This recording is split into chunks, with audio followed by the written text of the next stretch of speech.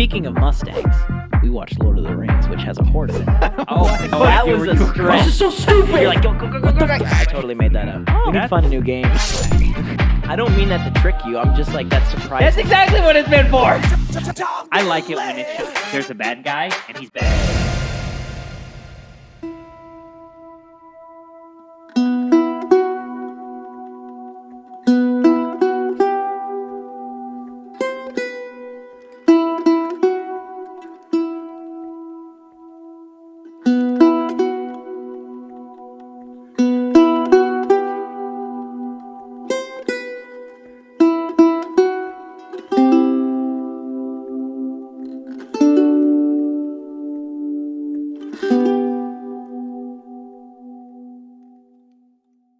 All right, welcome everybody to Talk This Way Podcast's pocket review episode of The Last of Us HBO series, episodes 7 through 9. I'm joined with my guest, Theo, again. Welcome back. Good to be back. And yeah, we're going to talk about the final 3 episodes of this HBO series of The Last of Us. So I know you probably have a list of thoughts. Of thoughts, yes. What were your thoughts then? Because that's my first question. So on the final 3 episodes. Final 3 episodes. And we can go in order if you want, because I also have us talking about David specifically and what your thoughts were on the last episode, all that kind of stuff. So. Yeah. So like over the last 3 episodes, I thought a lot of those were like really good. Like especially the last 2. The last 2 were like almost perfect. Yeah. In my opinion. Like, 100%. It was just man, they hit all the right notes like right at the end. It's just like, man, what a great ending to a great season. I think those last 2 episodes were the best out of the whole series, like by far. Even though the story obviously it's developed at that point, so yeah, makes sense. Yeah. But like acting wise, I feel like Pedro and what's her name? Bella Ramsey. Bella. Yeah. That's I keep forgetting her first name. Yeah.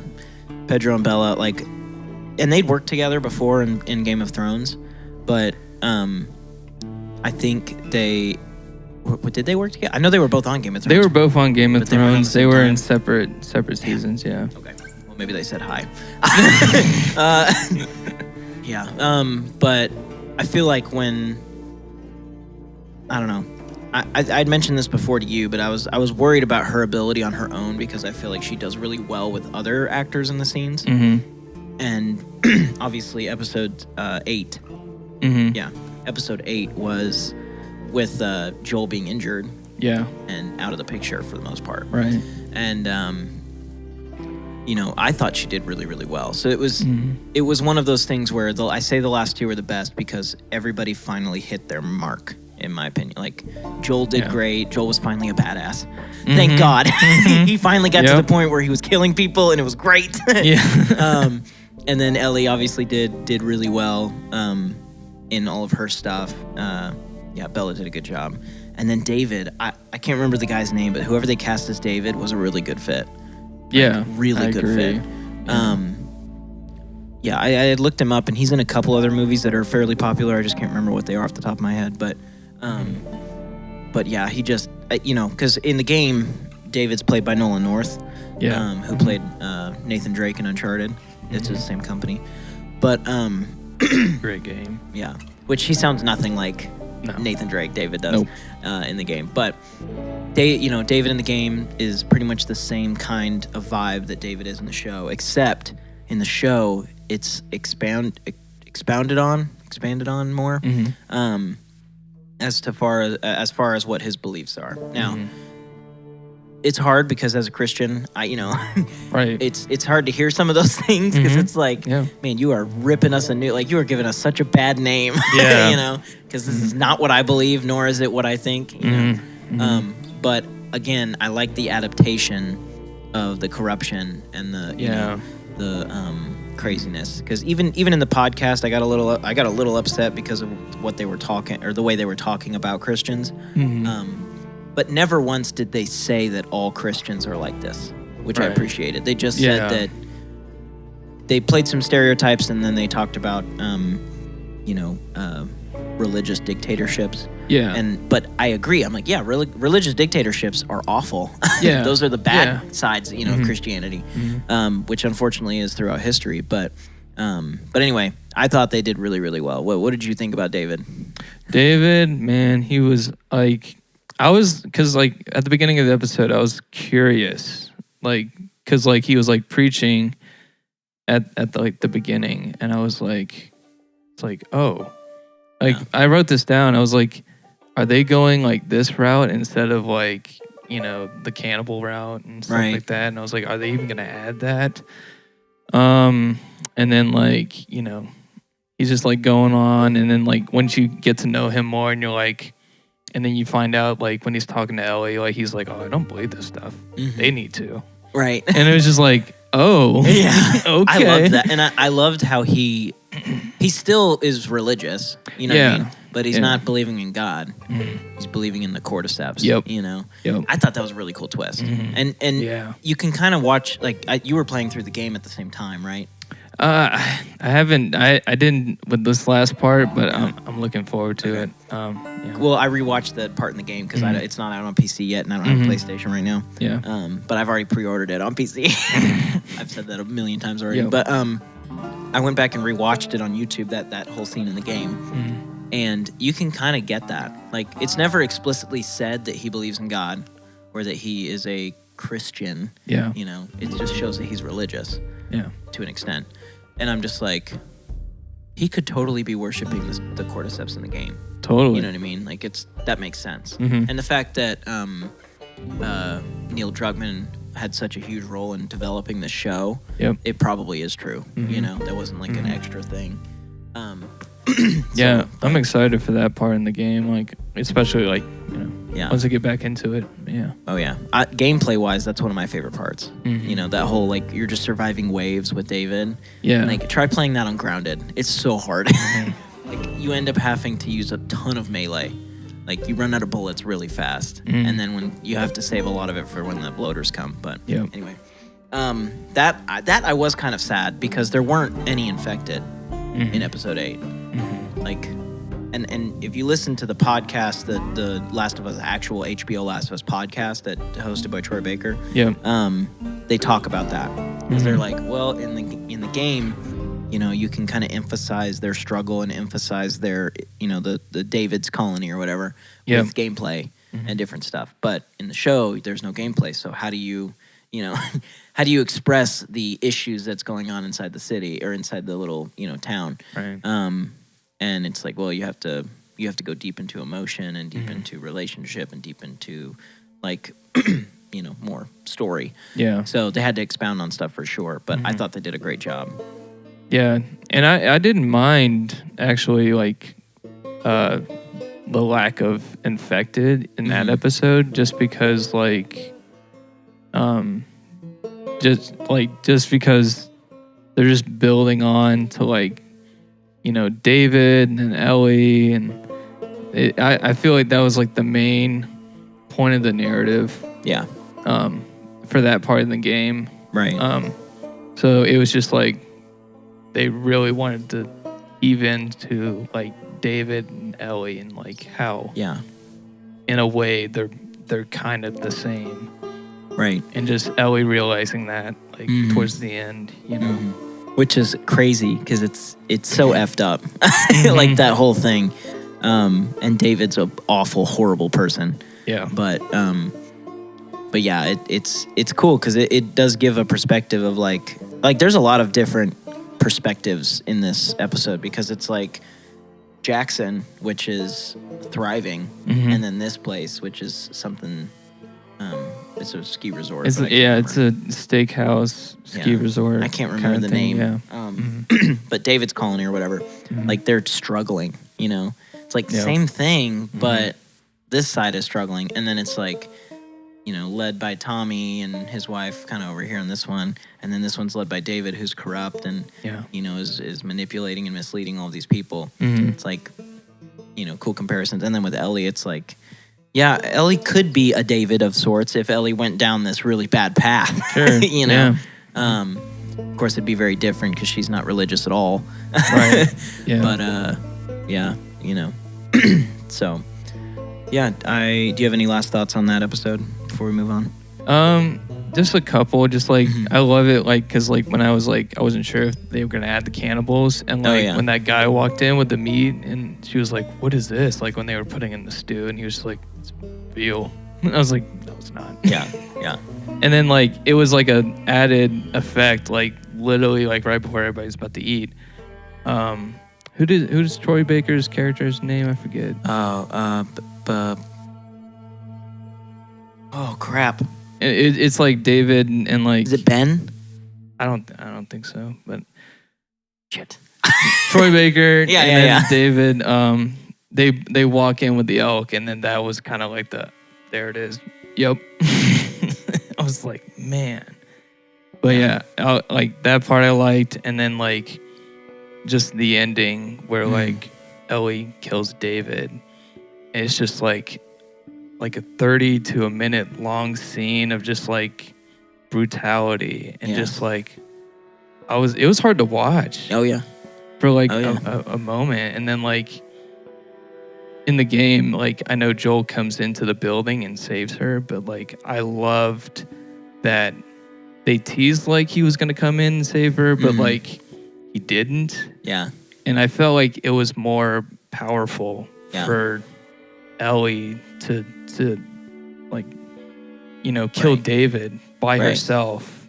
Yeah. And it's just, and then like she walks out of the building, and then like Joel like grabs her, and she's like still like freaking out because she's still in that state of mind, just like I'm trying to like fight or flight. And it's just just like traumatized, but just all this darkness. And then like Joel's like, I'm here for you, and then he says the line, baby girl. And it's just, I know, get you in the feels. It went from like hard to watch brutality to like I'm about to cry my eyes out right now. Oh yeah. I know it. Well, and it made more sense too. Like listening to Neil Druckmann describe that scene in the show, he's like, it makes more sense now doing it that way, because how the hell did Joel get in there? True. Like it was locked. Everything was locked. Ellie couldn't get out. Otherwise, if Joel could get in, then Ellie could have just gotten out. So it makes more sense that she would get out first, and then Joel would come and come and comfort her. Because even in the game, she killed the fuck out of David. David was dead before Joel showed up. So it's not really that big of a change. I heard a lot of people say that they didn't like that, but it's also like, now you're just splitting hairs. It's the same damn ending. It's just delayed by a little bit on the details, which is fine. Same story, same message, everything. Yeah, I loved that, and I'll explain this kind of more when we talk about the final episode here in a second. But what I love most about this entire show is that every time I watch those scenes that are almost complete carbon copies of the game, just done really well, live action, I get this feeling where I'm reliving the first time I played the game over again. Yeah. You don't get to experience that a lot. Like imagine going back to watching Endgame in the theater for the first time. Nope. Like I would love that. But you can never experience something like that again. And I feel like this show has let me experience something like that again, which is cool. It's awesome. A really awesome experience. But so yeah, last episode, final season finale. Yeah. What did you think?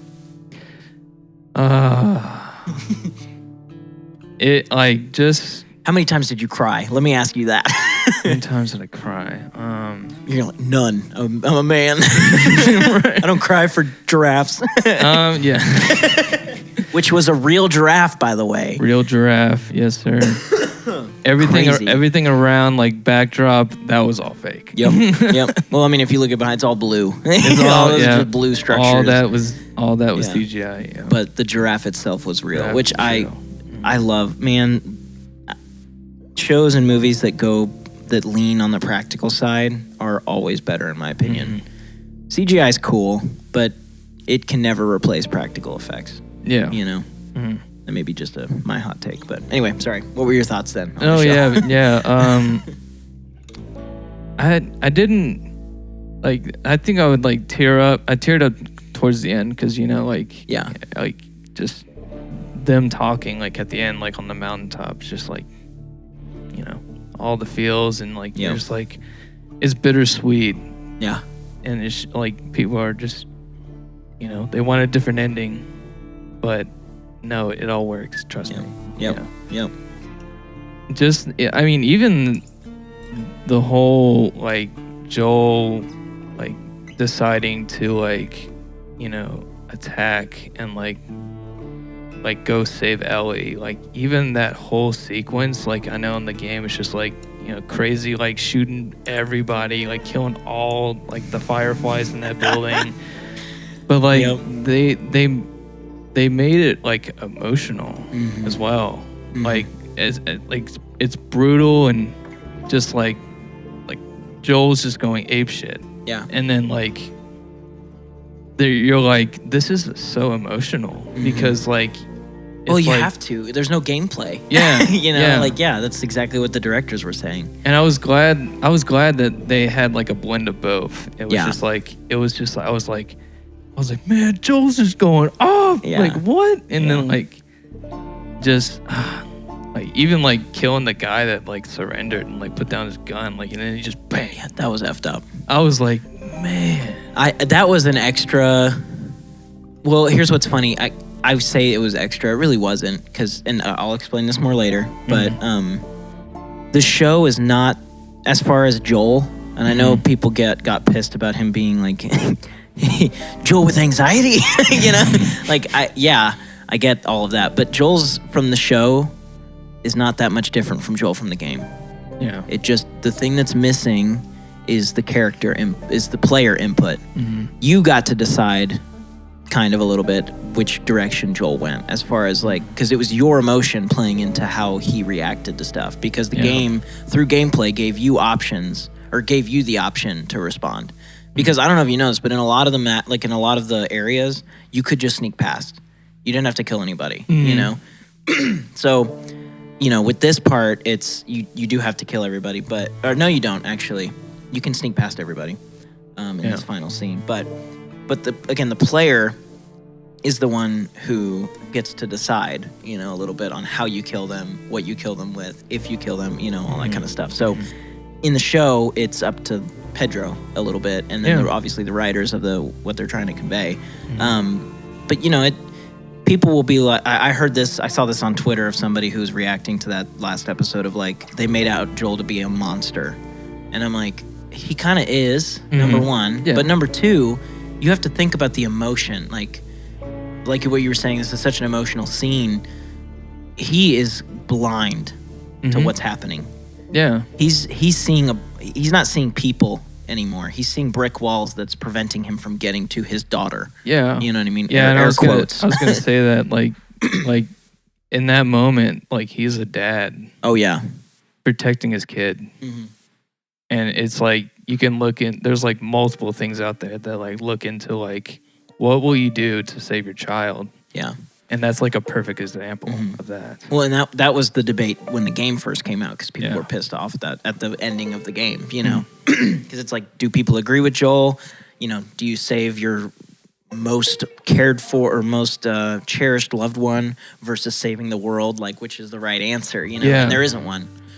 Because it's solely opinion. Yeah. I can tell you right now, though, that I would probably choose the loved one. And my reasoning for that is because of my understanding and views and knowledge of theology, you know, and because I believe in God. So, you know, there's some stuff behind that. So, but a lot of people are like, no, save the world, you know? And I'm like, that's what I love. And that's why this show this game, this story is so impactful, because they don't answer it.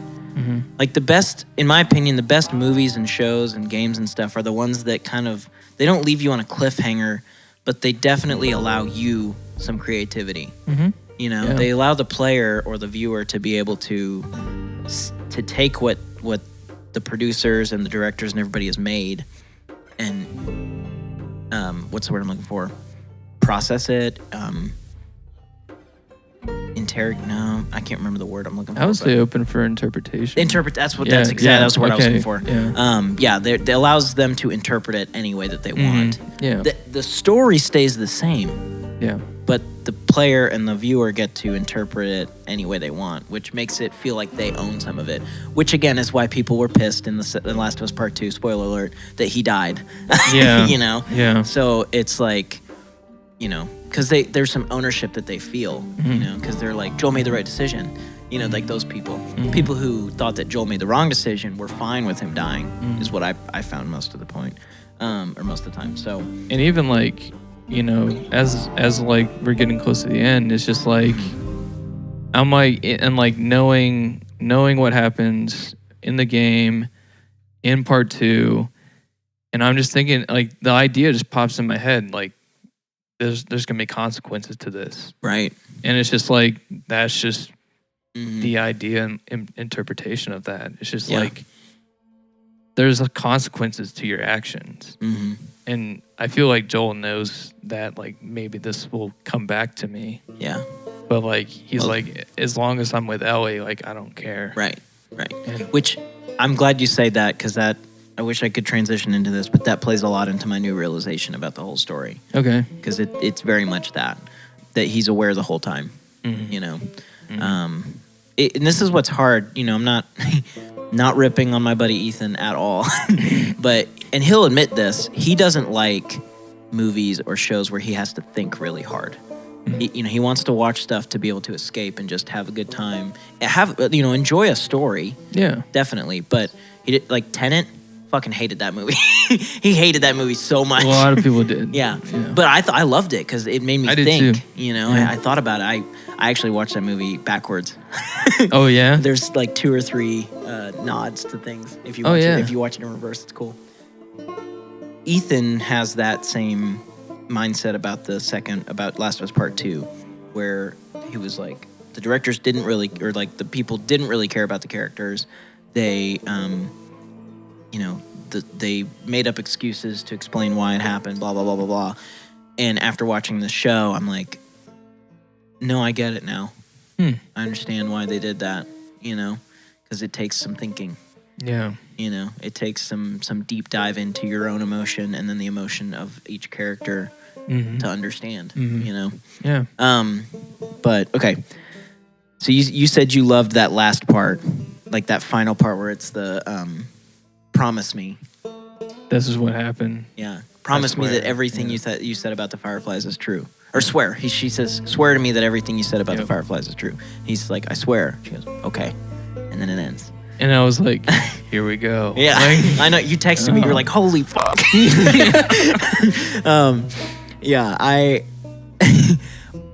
I'll just start off with that by saying that I'm so happy that they ended it with the same song or soundtrack that's in the game. It's called The Path. It's like do do do do. Yeah. I'll play it right now. Okay. In the background of the podcast, but yeah, it's called The Path. I think it's called The Path: A New Beginning is the name of it. I'm such a nerd that I know what the name of each of the tracks are.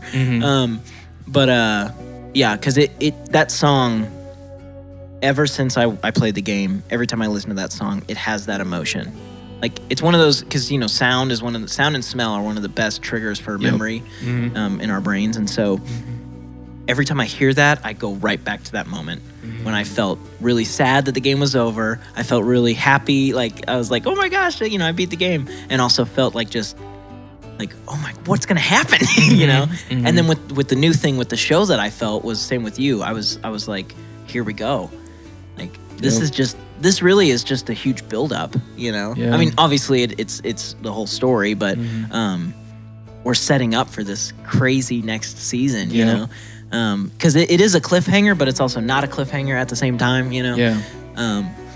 But yeah, so what what were your thoughts then on that last part as the show ended? It was just like the same thing like as all the other stuff. It's just like, don't, like, if it's not broke, don't fix it. Right. Like in the game, it's just like so perfect. And like my reaction to like the ending for both the show and the game is just like, I'm like so satisfied. I don't know. I don't want to say satisfied, but like just kind of like that was just, it was so rewarding. Mhm. Like just being Yeah. like, they ended it just like in the game. Right. And the main writer, Craig Mazin, Hmm. he recognizes like that's something like you cannot change. Yeah. Yeah. And it's just like, it's so perfect. Mhm. Like, I'm so glad that they did that throughout the show. Yeah. You know? mm, Here's what's fun too. Like, the words were the same, the emotional pull was the same, mhm. but the execution between the two actors was different than Troy Baker and Ashley Johnson, who were Yeah. the voice actors in the Yeah. game. You know, Bella did a great job on her own. Mhm. You know, kind of saying the same stuff again, Yeah. but doing it differently. You know, having like a different expression of the same emotion. It's just Yeah. cool. Again, it's that same thing like I was saying earlier, where I got to experience that for the first time again. You know, like, Yeah. I wish more movies and shows would do that. Not even for video game adaptations, but like book adaptations or whatever. You know, it's Yeah. like if you can capture that, like reliving those first experiences, I think you're like hitting on gold. Yeah. But Yeah, I really love the ending, and like I'm so ready for like Yeah. season 2, and yeah. can't wait. I know. Me too. All right, so we're coming close to 30 minutes. So I'll ask this, and then I'll lead into the final thought that I had about the realization I came to. What were your thoughts now that the show is completed, which is the entire first game, versus playing through the first game? Like, I know you said you didn't finish it yet, but you've played through the first game I've before. already played through it. Yeah. So looking back, you know, comparing the two, but also just like looking back as a whole, like how each game felt, how each game, or each thing, not game, how the game and the show felt, how the game and the show went story-wise, like, you know, what were some,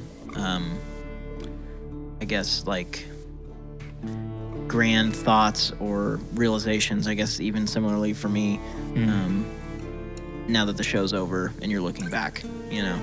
Yeah, I would say like the game, there's a ton of action, Yeah. and like, you know, the narrative and the story and the emotion, the heart is still there, but like it's pretty action packed, and like I think like, you know, Neil Druckmann like said like that was the point. He wants to like action and like a good story. Yeah. Where I feel like the show had like a few like epic action like scenes and sequences. I feel like the show was more drawn to the narrative and the emotional impact between those two characters, and they really wanted to heave into like those moments, and even like fleshing out like other characters as well. Yeah.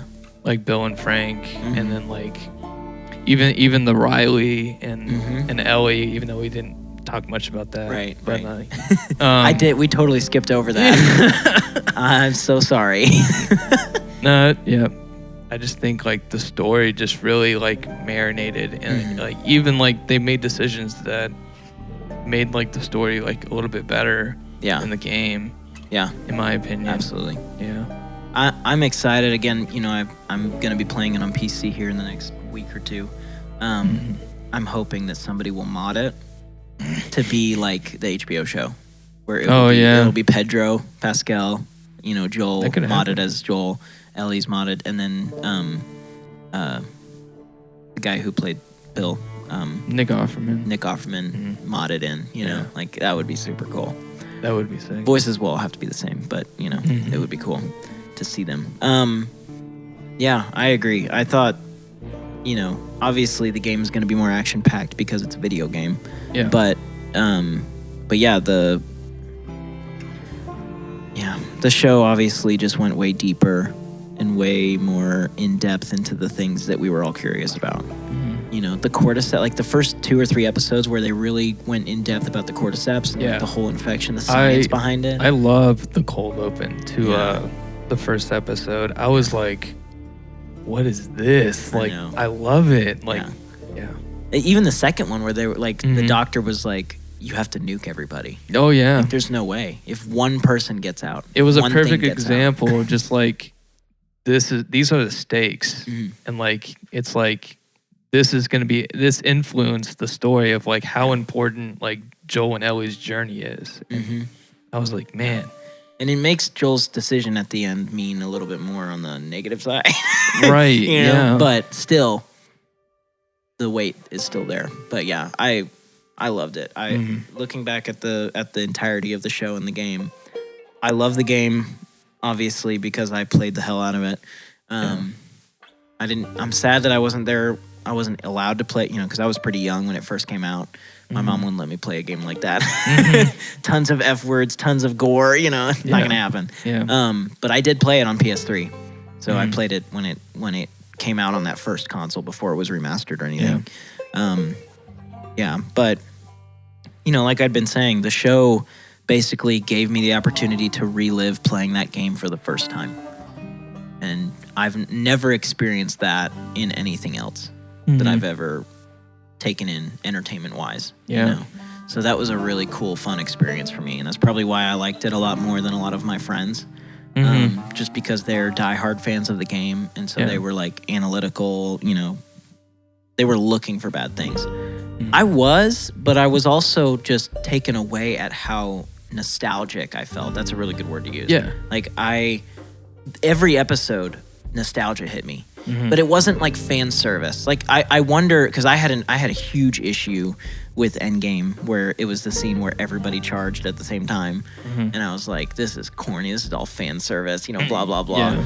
But I wonder if the people who loved that were feeling what I felt with this show, where they were just nostalgic. They were just feeling nostalgia. And I'm like, what? I can't rip that. That's awesome. That's gold. Like I said earlier. So again, a totally new realization. So let me lean into that now. Let's get to that. Your input, and we're at 32 minutes. I'm curious about that. So I'll start with the disclaimer of I'll say how I was. I pre-ordered Last of Us Part 2. So I'd put in probably 300 hours into the first Last of Us. Like I played a hell of a lot of it. Played the crap out of the multiplayer. I loved that game. That was the only game I played for like 2 years. And I've memorized most of the cutscenes, all that good stuff. So I pre-ordered Last of Us Part 2. I followed Last of Us Part 2 since the day they announced it. I remember working at I'll cut that out. I remember working here, at the Franklin campus and resetting chairs when my phone beeped. And it was the place, because I follow PlayStation on YouTube, and it said Last of Us Part 2 teaser. And it was the one where Ellie was playing the guitar.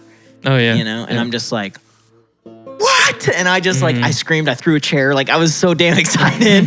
I called Ethan and I was like, did you see this? And I just got super, so I was pumped the whole way. And then, the leak came out.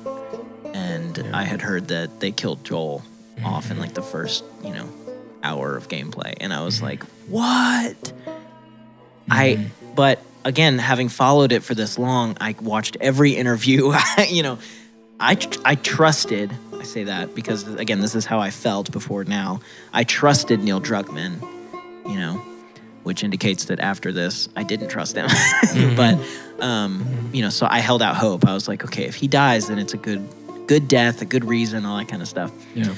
So I stayed up until midnight that night when the game released. I had already had it downloaded because I pre-ordered it. So the second it was released, I could play it. So me and Ethan were both sitting there in the same living room. Both pre-ordered it, both downloaded it. We both started up at the same time and were playing through, which you would hate that because it was like if one person got ahead of the other person, they'd spoil the cutscene before this person got to it. It was awful. Don't ever play video games that way. But we did that. And, we played for like 4 hours. Like we played all night. It was bad. We didn't have work the next day, so it was okay. But that's good. But anyway, we played through it. Everything was fine. It was okay. I don't think we got to the point where Joel had died yet.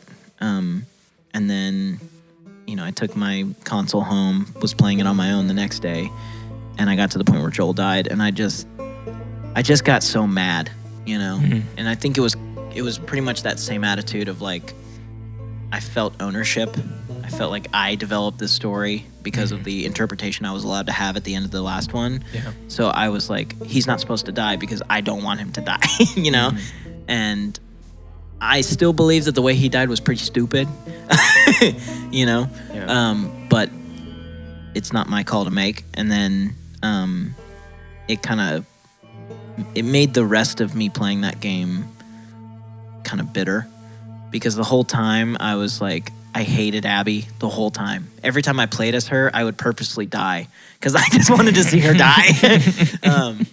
And then when they made me fight Ellie, I was so mad. I was like, this is just the developers trying to like piss me off, you know?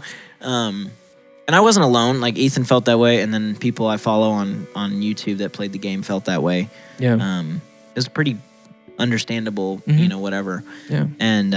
And this was also, you know, I don't want to get psychological here. Like, I'm not a psychologist, but like emotion-wise, that's a very surface level emotion, like very reactive, where you're like, oh, this happened, I'm mad. Instead of stopping and going, okay, why am I mad? You know, what's actually upsetting me about this? You know, which I didn't do up until the show. So anyway, all that happens. I play the game. I beat the game, and I just am like, this sucked. This ruined the game for me. And then for Ethan, who, you know, we're best friends, so like I hung out with him all the time, and it made it hard, I would say, for me, but it made it impossible. He said that it ruined the first game for him because, and he put in more hours than I did. He had like 500 plus hours in the game. So he was like, I can't play the first game anymore because I just am playing as Joel knowing that he's going to die by a fucking golf club. You know, like he was so mad. And so for me, it made me, you know, every time I brought it up or would want to play the multiplayer, he would bitch and moan about it, you know? And I would too. He's not alone. I would be, you know, bitching and moaning about it too. So it sucked. So time goes by. I get over it. You know, it's like, whatever. I love that. I love the first game too much to let it die, you know, like that. And I'm just like, I pulled what people did with Star Wars, and I'm like, the second one's just not canon. You know what I mean? Like, I was like, it's just not canon. And I just, you know, went with that lie in my head or whatever. And so yeah, all that being said, watching the show, loving the show, I get to this final episode, and I get to I finish watching, I think it's the final episodes behind the scenes, which is at the end of the episode, you know?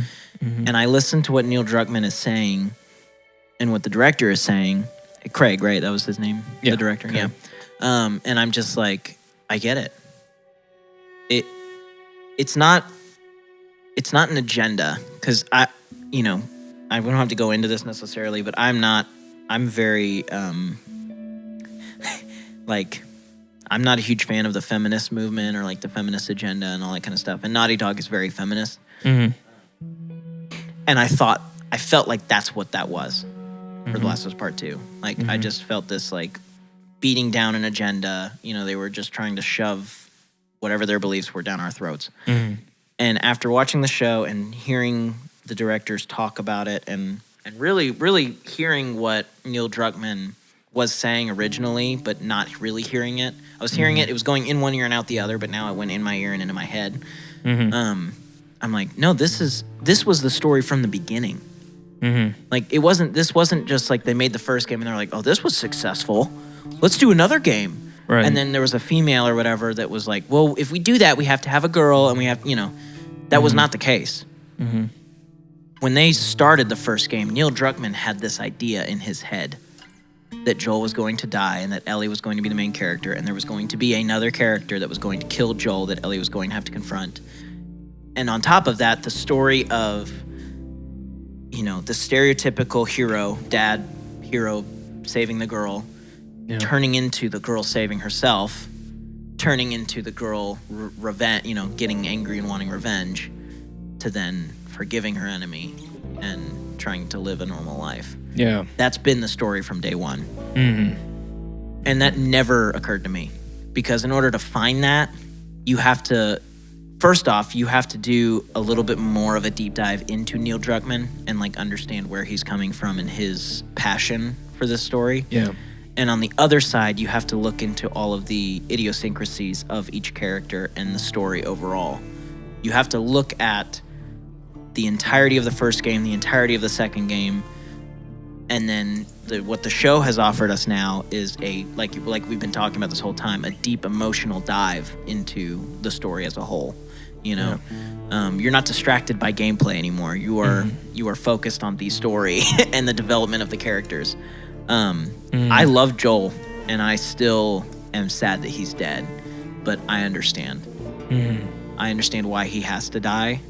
I don't like the way he died, but I also am like, that's a total opinion. Like, it doesn't matter to me anymore whether he dies by a golf club or not. You know, it's like this whole story, even though you play as Joel throughout the entirety of the first game, you play as Ellie a little bit too, but you know, Joel is like the main character per se. And you get so attached to Joel. This whole story is about Ellie as an entirety. From beginning of the first game to the end of the second game, it is about Ellie 100%. That's what Neil Druckmann had in his head. It's like this is a completely off-topic thing per se, but the point is the same. C.S. Lewis writing Chronicles of Narnia, Lion, the Witch, and the Wardrobe. That was the first one that he wrote. That whole story revolved around a lamppost in the middle of a forest with the snow. That's what he drew that first before he developed anything else. So think about it. That whole story revolved around a lamppost in the middle of the woods, you know, in the snow. Similarly to this whole story revolves around Ellie. Or the idea of a girl needing to be saved, saving herself, and then wanting revenge, and then forgiving. I know there's probably, like, there are people listening to this right now that are like, duh. You're like, no shit, Sherlock, you know. But for me, like, that realization was just so freeing. Like, it makes me want to go back and play the second game a little bit because I loved the gameplay more in the second one than I do in the first one. But it also makes me want to try and experience it differently because I was so bitter the first time that I played it that I didn't really get to try and enjoy the good parts, you know, of that game. Even if I don't agree with some of the stuff that was going on, I still want to try and not let that ruin the whole thing because I love this story. I love the game. I love the Naughty Dog is one of my favorite, you know, developers for games. Like, and then now that they've developed this show, it's like they have so much potential, you know, to do incredible stuff. Like, I'm super excited to see what their next project is, you know. And I, like what I was saying earlier, I trusted Neil Druckmann. I didn't trust him, like after, you know, whatever. And now it's like, no, I trust him. Like, I was just emotional, you know, when I didn't. So it was like, he didn't really lose trust. He was the same the whole way through. I was the one who was confused or upset and lost my own, you know, whatever. I love that, man. I don't know. I love that. it was cool. That's what ended up making me cry at the end of the episode, at the end of the series. Cause I was like, I experienced all of this for the first time and I had this sad realization that I don't want to say wasted, but I was like, I let this get to me, you know, I let this like take over my joyous, you know, or my my really happy attitude or memories, my really good memories of this game, you know, and I'm like, no more. I'm not gonna let that happen. You know? I love that. Anyway, I love that. I don't know if you have any thoughts. That's a hard thing to I'm glad come out of, but I'm glad that you had that realization because that was my point of view of the second game, was just like, it's all about forgiveness and empathy, right? And like finding yourself or saving yourself. And, I mean, I don't want to go too much into like, you know, what happens like during the game, but like, I as a casual fan, like I was like the first one's really good, and then like I was like, I'm curious like why like a lot of people are like upset about this second game, which I get because I knew about Joel going into it. Right.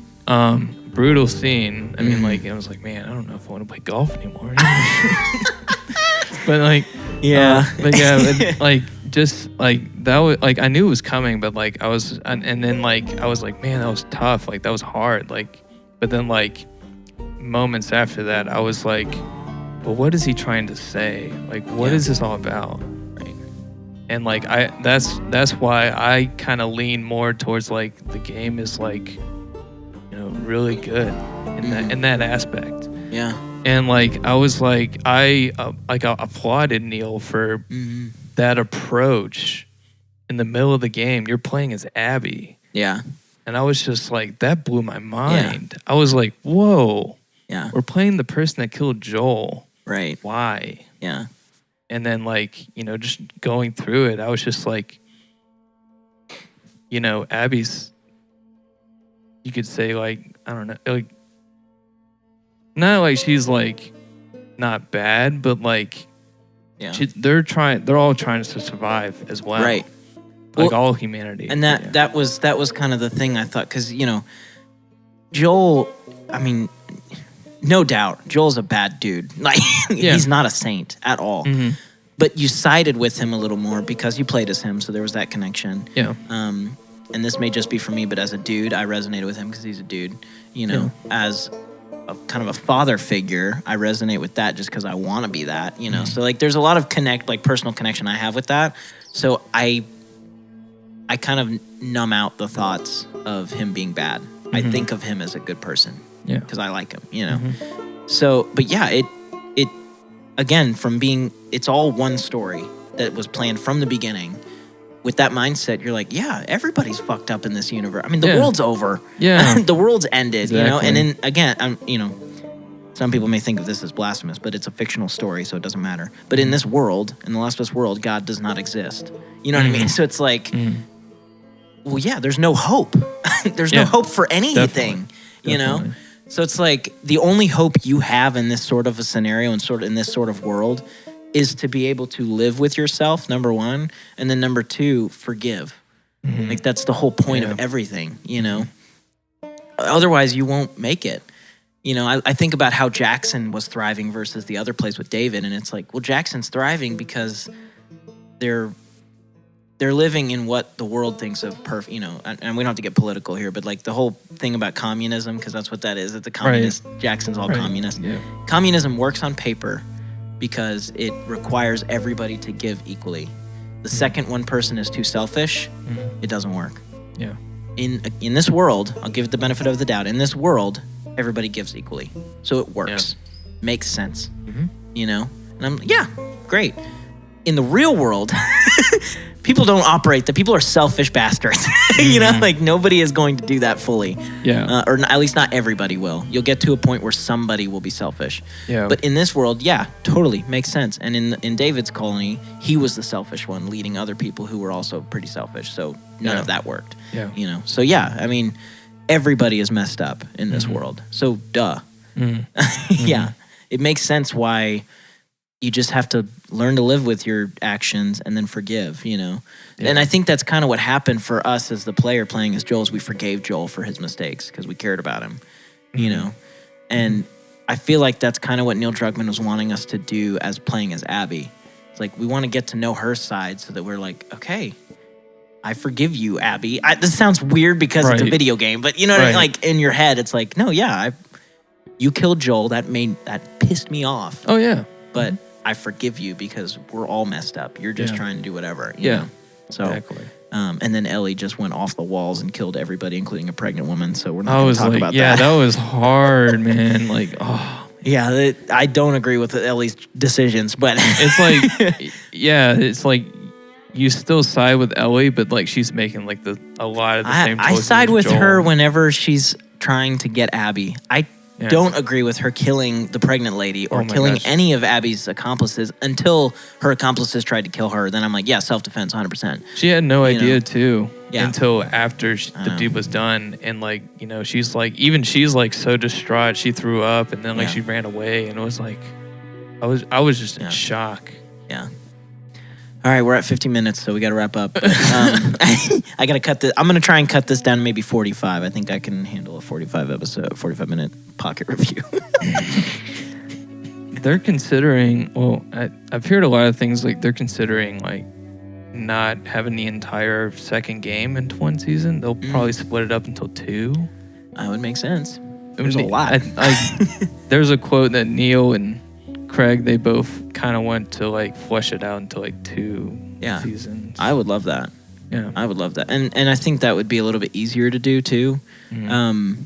My thing too is like, are they gonna get Bella to play an older Ellie? Like, because she looks pretty young. Mm-hmm. You know what I mean? Bella looks super young, so unless they can find a way to make her look older, I'm not sure. But yeah, I'm open to whatever. I trust them. Yeah, You know, I know that they'll do it right because they definitely with this, season they blew me out of the water. Like I was amazed at the quality of what they did and what they accomplished. So like when I heard that, like Craig, he did a Chernobyl show. He did a Chernobyl show. Yeah. If you haven't seen it, it's phenomenal. Yeah. Like he did like all the research into that, and like just the writing was just phenomenal. So once I heard he was going to be a part of this, I had a little hope. I was like, okay, this guy's a fantastic writer. Like I'm in. And then Neil Druckmann being a part of the team, like created in a creative role with him. I was like, now, okay. Yeah. Here's how we'll finish this. Who would you want casted as Abby? So that's kind of what like because I wasn't sure. Like we were talking about the Mandalorian. Yeah. You know the commanding officer, or like the communications officer. Like she like spoilers for Mandalorian episode 3. She she portrayed the scientist in that. Her. Yeah. I think she would do a pretty good job with Abby. Yeah. She. And she's also in Ant-Man Quantumania. Yeah. She's the warrior lady. Right. Yeah. Yeah. No, I know. She's a good actress. And she's super muscular, so it would work. Oh yeah. Yeah. I agree. Yeah. I would say her, or even speaking of Mandalorian as well, the first season, she wouldn't work with Disney anymore. Well, Last of Us is not Disney, but that one chick who was in, she had the tattoo or whatever, the 3-line tattoo on her arm. Yeah. I can't remember her name, but she was another kind of bounty hunter. She was with Mando for a little while. Yeah, and then she was like, the warden of that town. But and then like obviously they fired her, so they had to like write her off. And just be like, exactly. Yeah, she's off somewhere else, you know. And right. Yep. But I think she could possibly do good too, because she's got that muscular tone. And I agree. Is very kind of brooding, but still feminine. Yeah. Yeah. I feel like either one of them. Now, it would make the most sense to me, but I would hate it. I'd be so pissed if they casted her, but Brie Larson. It would work, but I would hate it. I'm not saying anything. You're like, no comment. Can you end the episode now? But anyway, cool. Well, hey, thanks for hanging out for an hour and talking. Yeah, it was fun, man. Yeah, I'm gonna keep doing these pocket reviews. So if you're interested in what we're covering, I'll keep asking. Yeah, keep asking. So, cool. All right. Well, thank you guys for listening. I should have said this at the beginning, but if you haven't watched this series, the season of Last of Us on the HBO Max, please do. It's worth watching. Absolutely. But just know episode 3 has some gay shit. So, all right. See you guys later.